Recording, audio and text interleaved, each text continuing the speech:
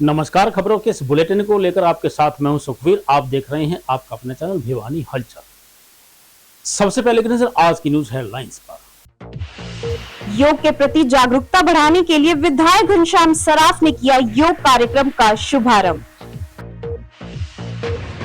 Panel अधिवक्ता mobile van करेगी लोगों को कानूनी अधिकारों के प्रति जागरूक, कहा सत्र न्यायाधीश DR चालिया ने। पशुपालन विभाग ने 2,83,000 पशुओं के टीकाकरण का रखा लक्ष्य, कहा डॉक्टर विजय सनसनवाल ने। वेतन न मिलने से परेशान HKIN कर्मचारियों ने किया रोष प्रदर्शन। विभिन्न मांगों को लेकर नगरपालिका के सफाई कर्मचारियों ने की हड़ताल। अब खबरें विस्तार से। 12वें अंतर्राष्ट्रीय योग दिवस को ध्यान में रखते हुए विधायक घनश्याम सराफ ने भगवान धन्वंतरी को पुष्प अर्पित करके आयुष विभाग प्रांगण में योग की शुरुआत की। इस अवसर पर मुख्य अतिथि सराफ ने कहा कि योग करने से शारीरिक और मानसिक विकास होता है तथा शरीर लचीला और हड्डियां मजबूत बनती हैं। हरियाणा योग आयोग रजिस्ट्रार डॉक्टर राजकुमार ने कहा कि शिक्षण एवं सामाजिक संस्थानों में योग को बढ़ावा देने के लिए 70 आयुष योग सहायकों को योग प्रोटोकॉल प्रशिक्षण दे दिया गया है। 12वें अंतर्राष्ट्रीय योग दिवस से 91 दिन पहले विधायक घनश्याम दास सराफ ने हाथी भगवान धन्वंतरी को पुष्प अर्पित कर एवं दीप प्रज्वलित कर आयुष विभाग के प्रांगण में योग आरंभ कार्यक्रम की शुरुआत की। उन्होंने कहा कि आयुष विभाग जनहित में लोगों के स्वास्थ्य को बेहतर बनाने के लिए प्रयासरत है। हरियाणा योग आयोग के रजिस्ट्रार डॉक्टर राजकुमार ने कहा कि आयुष विभाग का प्रयास रहेगा कि योग प्रोटोकॉल हर घर आंगन तक पहुंच जाए ताकि लोगों को ज्यादा से ज्यादा स्वास्थ्य लाभ मिल सके। जिला आयुर्वेद अधिकारी डॉक्टर रश्मि शर्मा ने कहा कि सभी को योग प्रोटोकॉल अभ्यास नियमित रूप से करना चाहिए ताकि योग का लाभ प्राप्त किया जा सके। इस अवसर पर आयुष विभाग द्वारा पूर्व में जनवरी माह से फरवरी माह तक चलाए गए सूर्य नमस्कार अभियान में विशेष कार्य करने वाले योग सहायकों को सम्मानित भी किया गया। योग दिवस के प्रारंभ के रूप में आज का दिवस योग और व्यायाम और हमारा आयुष विभाग सबने मिलकर किया। मैं इन सबको बधाई देता हूँ। चंडीगढ़ से पधारे हमारे बीच में राजकुमार डॉक्टर जी, हमारी बहन रश्मि जी, बहन खट्टर जी, बहन प्रीति जी, हमारे डॉक्टर साहब अलविंदर राणा जी, डॉक्टर संजय जी, सब ने मिलके जो यहाँ पे कार्रवाई की और बच्चों का एक कार्यक्रम रहा जिनमें उन्होंने छोटा प्रदर्शन एक सूर्य नमस्कार का किया और भी अन्य कई योग का प्रदर्शन किया। ये योग शरीर को बलिष्ठ भी बनाते हैं, बलवान बनाते हैं और योग से हृदय के प्रति क्षमता ये पैदा करते हैं। इसके लिए ये हमारी पुरानी प्राचीन पद्धति है और इसमें हम सब ने मिलके ये काम आगे बढ़ाना चाहिए। 21 जून से 21 जून के लिए 51 दिन शेष हैं, तो उस 51 दिन पूर्व आज से हमारे माननीय विधायक जी के नेतृत्व में और इनके कर कमलों से आयुष विभाग भिवानी द्वारा आयुष विभाग एवं हरियाणा योग आयोग के द्वारा आज 51 दिन पूर्व से कार्यक्रम प्रारंभ का कार्यक्रम था। तो आज से पूरे जिले में IDY प्रोटोकॉल जो 21 जून को करवाया जाता है 45 मिनट्स का, उसके कार्यक्रम शुरू हो जाएंगे और प्रचार प्रसार शुरू कर दिया जाएगा आयुष विभाग के द्वारा आयुष योग सहायकों के माध्यम से। और ये हमारी जिला आयुर्वेदिक अधिकारी है मैम रश्मि शर्मा जी, डॉक्टर संजय DYC जी और योग स्पेशलिस्ट हमारी डॉक्टर निशा जी, साथ में हमारी डॉक्टर प्रीति शर्मा जी हैं। ये सब टीम है यहाँ पे बहुत अच्छी, जो कि सारी व्यवस्था देखती है और अच्छा कार्य कर रहे हैं। सबसे पहले तो मैं आपका स्वागत करता हूं हमारे आयुष योग परिवार में पहुंचने पर। मेरा नाम गजानंद कौशिक है और मैं आयुष योग सहायक यहाँ भिवानी में कार्यरत हूं। मेरी पोस्टिंग गांव सज्जनपुर है, जो कि हरियाणा सरकार द्वारा किया जा चुका है। आज माननीय यशस्वी विधायक श्रीमान घनश्याम जी सराफ के नेतृत्व में यहाँ 51 दिवस शेष रहने पर विश्व योग दिवस IDY आप देख सकते हैं, इसका शुभारंभ किया गया है। और जो हमारे डॉक्टर साहब हैं, डॉक्टर राजकुमार जी वैद्य, जिनके कुशल सानिध्य में यहाँ हमने इस कार्यक्रम की भव्य शुरुआत की और संकल्प लिया है हम प्रत्येक कार्य क्षेत्र के रूप में हम 70 यहाँ आयुष योग सहायक कार्यरत हैं। 5-5 हमने गांव चुने हैं, तो मिनिमम 5-5 गांव के अनुसार हम छोटे छोटे कैंप के माध्यम से, योग शिविर के माध्यम से योग का प्रचार प्रसार करेंगे, ताकि विश्व जो गुरु बनने जा रहा है भारत निःसंद रूप से योग का उसमें एक अहम योगदान है। हम आगे से आगे योग की विधा को और आगे बढ़ाएंगे और आने वाले 12वें विश्व योग दिवस को और अधिक संपन्नता के साथ संपन्न करवाने में सहयोग। जिला विधिक सेवाएं प्राधिकरण के अध्यक्ष एवं जिला एवं सत्र न्यायाधीश DR चालिया के निर्देशानुसार प्राधिकरण सचिव एवं CJM पवन कुमार ने विशेष कानूनी जागरूकता मोबाइल वैन को हरी झंडी दिखाकर रवाना किया। उन्होंने बताया कि 31 मई तक चलने वाले विशेष कानूनी जागरूकता अभियान के तहत लोगों को कानूनी अधिकारों, सेवाओं एवं सरकार की जनकल्याणकारी योजनाओं के बारे में जानकारी दी जाएगी।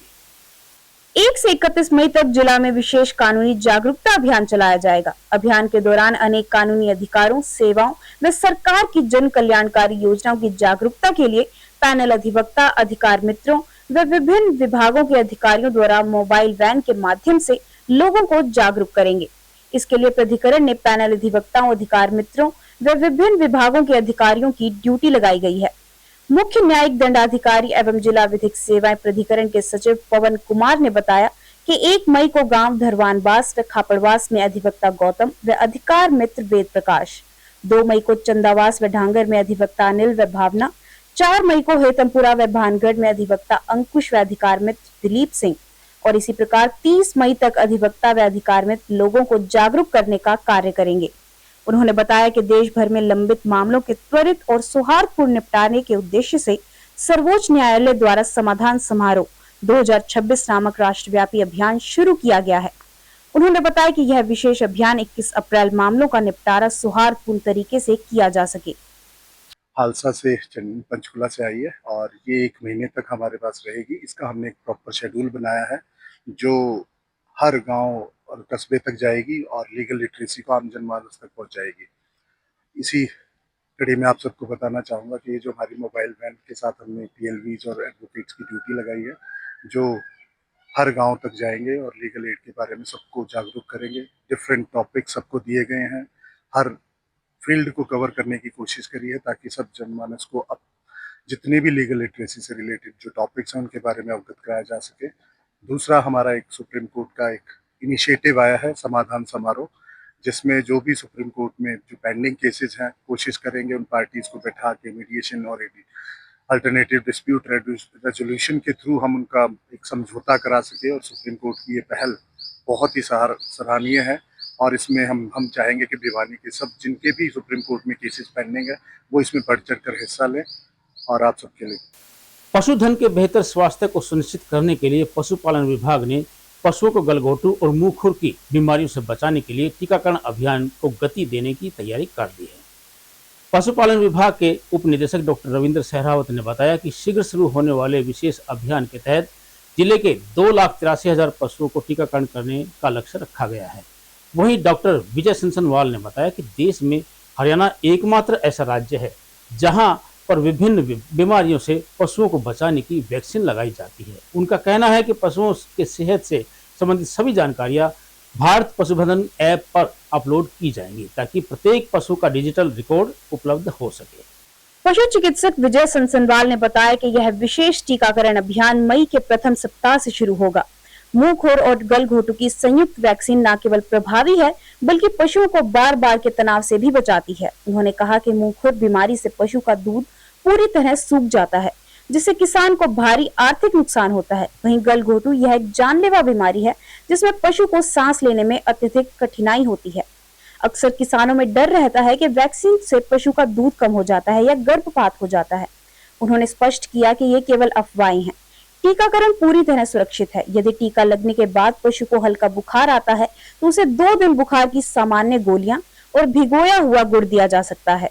उन्होंने बताया कि इस बार टीकाकरण के साथ साथ पारदर्शिता पर भी जोर दिया जाएगा। प्रत्येक पशु के कान में टैग लगाया जाएगा और उसकी पूरी जानकारी भारत पशुधन ऐप पर तुरंत अपलोड की जाएगी। इससे पशुओं की सेहत का डिजिटल रिकॉर्ड उपलब्ध रहेगा। डिहाइड्रेशन, हीट स्ट्रोक वगैरह केस आते हैं और मुंह खुर गलघोटू जैसी बीमारी से बचाव के लिए पशुपालन विभाग मई के प्रथम सप्ताह में हमारे पास वैक्सीन आने वाली है। डबल वैक्सीन है, इसमें मुंह खुर और गलघोटू दोनों की है। हरियाणा ही एक ऐसा प्रदेश है जिसमें संयुक्त वैक्सीन आती है, नहीं तो मुंह खुर की अलग लगती है, गलघोटू की अलग लगती है, इससे पशु भी परेशान होता है। इसी संदर्भ में कल हमारे उप निदेशक महोदय डॉक्टर रविंद्र सहरावत ने बैठक ली थी सभी पशु चिकित्सकों की और दिशा निर्देश दिए थे कि अब ये वैक्सीन आए तो उसका एक तो तापमान मेंटेन रखना है जो 2 से 8 डिग्री तक तापमान होता है, और दूसरा अब की बार जो वैक्सीन आएगी इस वैक्सीन की साथ साथ अपलोड भारत पशुधन ऐप में अपलोड किया जाएगा। इसमें जैसे अपलोड करेंगे तो उसमें कान में टैग लगाया जाएगा, उस पर नंबर होगा और साथ में आधार कार्ड और पशुपालक का मोबाइल नंबर भी चढ़ाया जाएगा। तो मेरी अपील है सभी पशुपालकों से कि जब वो OTP मांगे हमारी टीम तो उनको OTP प्रोवाइड करे ताकि पशुधन ऐप पर पूरा रिकॉर्ड इसका चढ़ाया जा सके। और दूसरा, कई लोगों में भ्रांति है कि मुंह खुर गलघोटू की वजह से पशु बीमार हो जाता है, गर्भपात हो जाता है या दूध सूख जाता है। इस तरह की कोई बात नहीं है। अगर गर्मी की वजह से बुखार भी हो गया उसके टीका लगने के बाद तो 2 दिन बुखार की गोली दे दें, और अगर पशु को साथ साथ भिगोया हुआ गुड़ अगर दे दिया जाए तो दूध भी नहीं सूखेगा, और अगर सूख भी जाए 2 दिन तो उसकी परवाह ना करें क्योंकि दूध से ज्यादा पशु की जान कीमती है।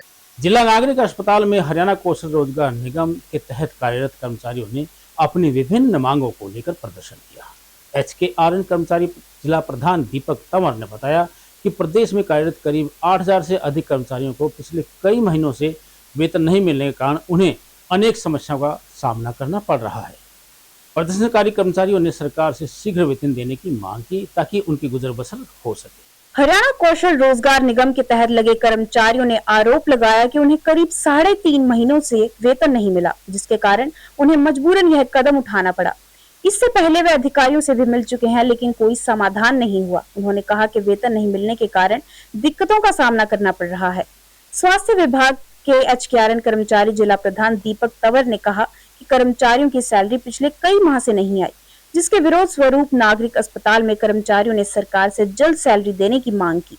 कर्मचारियों ने कहा कि चुनाव में भाजपा सरकार को हमने माँ बाप समझकर वोट दिया और आज हम पर आर्थिक संकट खड़ा हो गया। उन्होंने कहा कि कोरोना काल में जब कोई घरों से नहीं निकला और कोई संकट में सामने नहीं आया तो HKRN के कर्मचारियों ने आगे आकर कोरोना पीड़ितों की जान बचाई थी। उन्होंने सैलरी नहीं मिलने के कारण रोष जताया और कहा कि वे कई बार अधिकारियों से मिल चुके हैं लेकिन कोई समाधान नहीं हो पाया। सैलरी नहीं आने के कारण प्रदेश भर के कर्मचारियों पर आर्थिक संकट खड़ा हो गया है। मेरा नाम जी दीपक तंवर है, मैं जिला प्रधान स्वास्थ्य डिपार्टमेंट। जो आज का हमारा ये विरोध है, ये हमारा 1 घंटे का विरोध है। ये बकाया वेतन को लेके विरोध है हमारा। हमारे कर्मचारियों का अक्टूबर, नवंबर और दिसंबर और जनवरी का 19 दिन का वेतन बकाया है और सरकार ने अब तक हमारा भुगतान नहीं किया वेतन। और हम सरकार से उम्मीद लगाई थी कि अप्रैल में हमारा वेतन भुगतान हो ताकि हम हमारे बच्चे हैं जो हमारे कर्मचारियों के, ताकि भाई एडमिशन करा सकें स्कूल में, जैसे फीस भर सकें, किताब ला सकें। अब गेहूं का सीजन चल रहा है क्योंकि गेहूं ले सके, तो सरकार हमारे उम्मीदों पर खरा नहीं उतरी। तो उसको लेके हमने आज ये 1 घंटे का विरोध प्रदर्शन किया है। आने वाले समय में अगर सरकार हमारा वेतन नहीं देती है तो हम बहुत बड़ा आंदोलन करेंगे और बहुत बड़ा विरोध भी करेंगे। और जो हम ये हमारा जो सर्व कर्मचारी संघ संगठन से मिलके आने वाले समय में हम प्रशासन के खिलाफ और सरकार के खिलाफ बहुत बड़ा आंदोलन करेंगे। ऐसा है जी, हमारा कोई धरने करने का कोई शौक नहीं है, नहीं हमारी कोई ऐसी मनसा होती कि हम धरना करें। हमारी वजह से कोई मरीज परेशान हो या कोई और परेशान हो तो हमारी ऐसी कोई मनसा नहीं है हमारे कर्मचारियों की। ये हमारी मजबूरी कराती है। आप ये बताओ, जो काम किया है तो वेतन तो मिलना चाहिए कि नहीं? तो अगर सरकार हमारे समय पर वेतन दे और समय पर हमारी बातें सुने तो हमें कोई विरोध करने का, कोई प्रदर्शन करने का कोई शौक नहीं है। कच्चे कर्मचारियों को पक्का करने, मेहनताना बढ़ाने तथा भत्ते दिए जाने इत्यादि की मांगों को लेकर नगर पालिका सफाई कर्मचारियों ने सरकार के खिलाफ नाराजगी जताते हुए हड़ताल शुरू कर दी है। हड़ताली कर्मचारियों ने सरकार को चेतावनी दी कि यदि उनकी मांगे नहीं मानी गई तो वे जल्द ही बड़ा आंदोलन करने पर मजबूर होंगे। नगर पालिका कर्मचारी संघ के प्रदेश सचिव पुरुषोत्तम दानव ने कहा कि सरकार और संघ के बीच कई दौर की वार्ताएं हो चुकी हैं, लेकिन मानी गई मांगों को धरातल पर लागू नहीं किया जा रहा। उन्होंने कहा कि वर्ष 1997 से 2026 तक सफाई और सीवर कर्मचारियों की कोई पक्की भर्ती नहीं की गई। ठेका प्रथा को समाप्त करने के बजाय सरकार ने हरियाणा कौशल रोजगार निगम के नाम पर कर्मचारियों को छला है। जब तक हमारी 22 सूत्रीय मांगों का समाधान नहीं होता, यह आंदोलन रुकने वाला नहीं है। उन्होंने स्पष्ट किया कि यह हड़ताल केवल वेतन वृद्धि के लिए नहीं, बल्कि कर्मचारियों के आत्मसम्मान और सुरक्षा के लिए है। उन्होंने कहा कि उनकी मुख्य मांगों में दैनिक वेतन भोगी और अनुबंधित कर्मचारियों के लिए 2 वर्ष की पॉलिसी बनाकर उन्हें पक्का किया जाए। सफाई, सीवर और फायर ब्रिगेड जैसे जोखिम भरे कार्यों में लगे कर्मचारियों को 5,000 रुपए मासिक जोखिम भत्ता दिया जाए। कच्चे कर्मचारियों को पक्के कर्मचारियों की भांति वेतन, चिकित्सा प्रतिपूर्ति और ग्रेजुइटी का लाभ मिले। पुरानी पेंशन बहाली, बढ़ती आबादी और क्षेत्रफल के हिसाब से पिछले 40 वर्षों से नए पद सृजित नहीं किए गए हैं, जिन्हें तुरंत भरे जाने जैसी मांगे शामिल हैं।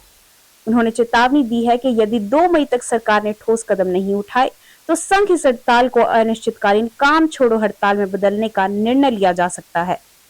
आज नगर पालिका कर्मचारी संघ हरियाणा की ओर से पूरा हरियाणा प्रदेश के अंदर नगर पालिका कर्मचारी संघ हरियाणा की पूर्ण रूप से हड़ताल है। आज मजदूर दिवस है, 1 मई है। 1 मई से हड़ताल की हमने कॉल दे रखी सरकार को, लेकिन सरकार ने कल जो हमारे जो नेता है ये बातचीत के लिए बुलाए थे, लेकिन उस पर हमारे कोई सरकार की और अपने संघ की कोई सहमति नहीं बनी। इस करके आज हमने 1 तारीख से हड़ताल शुरू की है और 3 तारीख को सुखपुरा चौक रोड तक के अंदर हमारा हेड ऑफिस है, उस पर में आने वाले जो और संघर्ष है उसकी रूपरेखा तैयार की जाएगी। हम सरकार से ये कहना चाहते हैं कि पंजाब हरियाणा हाई कोर्ट का फैसला भी आ चुका है, दिल्ली कोर्ट का फैसला भी आ चुका है, तो सरकार कहाँ बचती नजर आ रही है? कच्चा कर्मचारी को पक्का क्यों नहीं कर रही?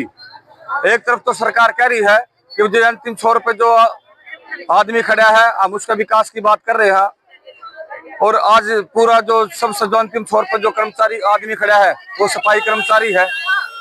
जी, मेरा नाम मनीषा है, मैं सफाई कर्मचारी हूँ। हमारी माननीय नायब सिंह सैनी से वो अनुरोध करते हैं कि हमारे कच्चे कर्मचारी को पक्का किया जाए और ठेका प्रथा बंद किया जाए, क्योंकि हमारे 12 साल हो गए सर, ये 12 में हर बार हेडलून निकलती है। इनकी सैलरी 26,000 है, लेकिन कुछ नहीं मानता होती। जो हमारी 22 सूत्रीय मांग है, हम नायब सैनी सिंह से कहते हैं कि हमारी ये मांगे पूरी की जाए, तो हमारी आगे आर पार की लड़ाई है। और अंत में फिर से एक नजर आज की न्यूज हेडलाइंस पर।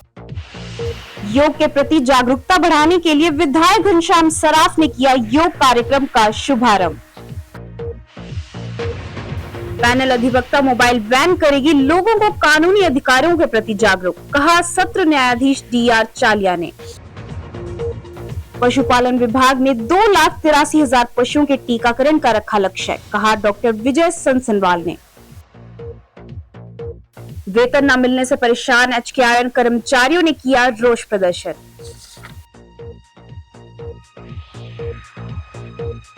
विभिन्न मांगों को लेकर नगर पालिका के सफाई कर्मचारियों ने की हड़ताल। अब मुझे दीजिए इजाजत, देखते रहिए आपका अपना चैनल भिवानी हलचल।